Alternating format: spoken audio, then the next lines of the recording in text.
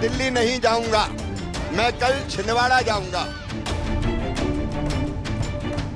मैं दिल्ली नहीं जाऊंगा।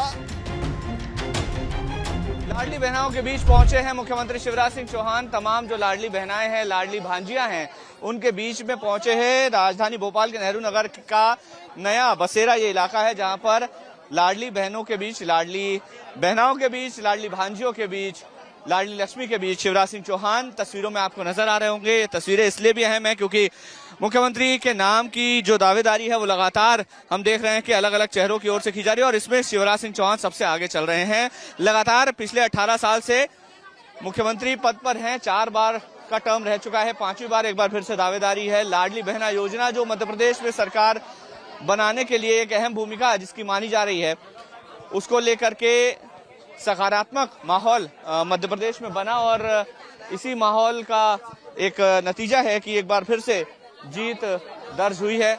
और इस पूरे एपिसोड में हमने देखा कि शिवराज सिंह चौहान की हमेशा से एक बहुत अहम भूमिका रही है।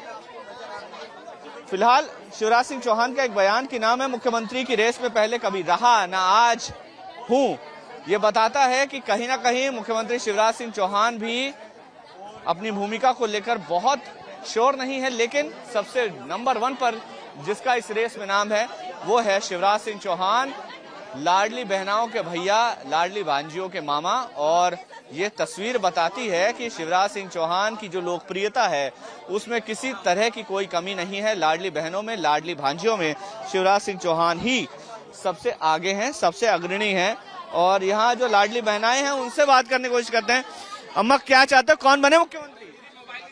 चौहान। हाँ, हम सबका एक ही नारा है, शिवराज सिंह भैया हमारा है। एक बार दोबारा मुख्यमंत्री के तौर पर देखना चाहते हैं कि नहीं आप? हमेशा, हम हमेशा इन्हीं को देखना चाहते हैं।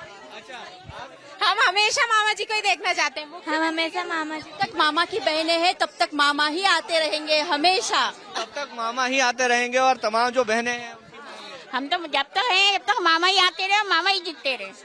मामा ही आएंगे, मामा ही आएंगे। मामा से पूछ लेते हैं, मामा दोबारा आएंगे? मामा दोबारा आएंगे? मामा तो मामा है, मामा हमेशा साथ है बहनों की इस पे। चलिए, तो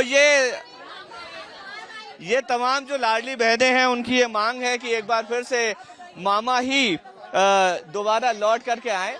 और शिवराज सिंह चौहान भी कह रहे हैं कि आगे और इस बारे में चर्चा होगी, लेकिन मामा तो मामा है, मामा तो हमेशा रहेगा ही। तो ये उनका भोजन भी देखिए आ रहा है, तस्वीरें देखिए। शिवराज सिंह चौहान भोजन करेंगे और वो यहाँ पर लाडली बहनों के बीच अब पहुंचे हैं। तस्वीरें, तो ये भोजन, तो तस्वीरें अपने आप में बताती है कि कितना महत्वपूर्ण आज का दिन है। और शिवराज सिंह चौहान अब भोजन करने के लिए पहुंचे हुए हैं लाडली बहनों के बीच। उनके मामा आए हैं और उनके साथ अब भोजन की थाली ग्रहण करेंगे। ये उनकी एक अदा है, उनका एक जेस्चर है जिससे वो हमेशा से अपनी लाडली बहनों के करीब रहे हैं। लाडले भैया वो इन तमाम महिलाओं के रहे हैं और तस्वीरें भी ये लगातार हम आपको दिखाई रहे हैं। ये देखिए तस्वीरें, सबसे पहले बच्चों को खिलाते हुए, लाडली भांजी को खिलाते हुए, लाडले भांजों को खिलाते हुए। और बहुत अहम हो जाती है तस्वीरें तब जब मुख्यमंत्री की रेस जारी है। ये प्रचंड जीत और मुख्यमंत्री शिवराज सिंह चौहान पहुंचे हैं अपनी लाडली बहनों के बीच में, उनके साथ भोजन कर रहे हैं, उनसे बातचीत करने की कोशिश करते हैं। भाई साहब, भोजन कैसा बना? अमृत जैसा, अद्भुत है। बहनों का हाथ में, बहनों के हाथ से जो भोजन मिलता है उसमें उनका स्नेह मिला रहता है। इस जीत के पीछे भी लाडली बहनों का ही श्रेय मानते हैं? अब बाकी विस्तार से बात करेंगे भोजन। लाडली बहनों ने कितना प्रेम दिया है इस चुनाव में आपको? हम तो बहुत समय से आपके साथ इस पूरे दौरे में रहे, हर दौरे में रहे, लाडली बहनों का स्नेह मिला। आपने किस तरह से इसका अनुभव किया? आप अनुभव कीजिए ना। यहाँ आपका ये प्रेम हमेशा से रहा है और भोजन आपने पहले भी जगह जगह जाके किया। लाडली बहनाएं आपसे क्या कह रही हैं, मांग कर रही हैं दोबारा मुख्यमंत्री बनने की? देखना चाहती हैं वो आप? आज सभी बहनों ने अपने भाई को इसने भोज पे बुलाया है। आप क्या कहना चाहेंगे? हमने तो बड़े प्यार से हमारे मामा जी या भाई बोले जो भी बोले उनके लिए खाना बनाया बड़े से।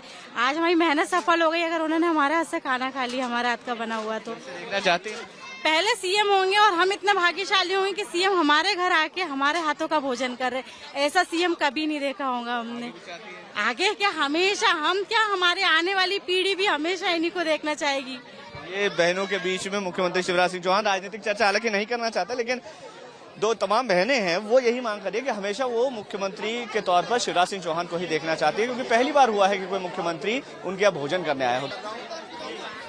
अमृत जैसा भोजन बनाए, क्योंकि इस भोजन में मेरी बहनों का प्यार मिला हुआ है और मेरी बहनें मेरे लिए देवी की मूर्तियां हैं।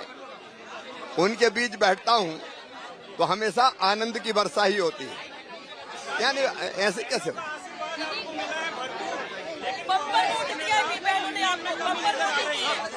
अब यहाँ मैं कोई राजनीतिक बात नहीं करना चाहता, अपनी बहनों से मिलने आया हूँ और बहन और बेटियों का कल्याण मेरी जिंदगी का मिशन है। अपनी बहनों के लिए हम लोग काम करते रहेंगे, ठीक है। आपने कहा कि मैं ना था रेस में ना हूँ, इसके क्या मायने निकाले सर? किसी भी भारतीय जनता पार्टी का कार्यकर्ता हूँ समर्पित, और किसी पद के लिए कभी भी काम नहीं किया। काम किया तो एक बड़े मिशन को पूरा करने के लिए किया। पार्टी जो काम कहती है वो काम हम करते हैं।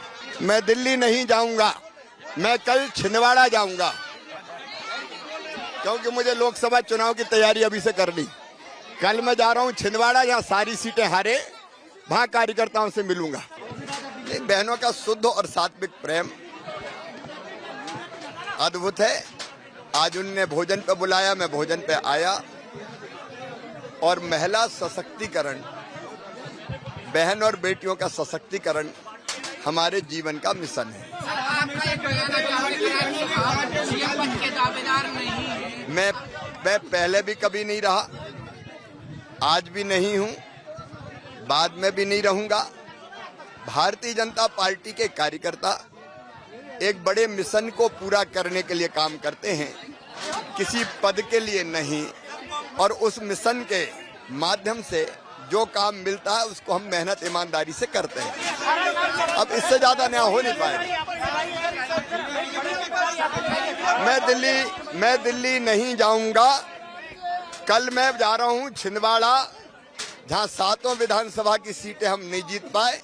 मेरा एक ही संकल्प है, 29 की 29 सीटें भारतीय जनता पार्टी जीते मध्य प्रदेश में, और श्रीमान नरेंद्र मोदी जी, हमारे प्रधानमंत्री जी, जो हमारे नेता हैं, उनके गले में 29 कमल की माला डाल के संपूर्ण बहुमत यहां से भारतीय जनता पार्टी को मिले और वो फिर से भारत के प्रधानमंत्री बने। इसलिए 29 की 29 लोकसभा की सीटें जीतना ये हमारा अगला लक्ष्य है। जिस छिंदवाड़ा विधानसभा में हम विधानसभा की सीटें नहीं जीत पाए, कल मैं वहां जा रहा हूं अपने कार्यकर्ताओं के साथ चर्चा करने।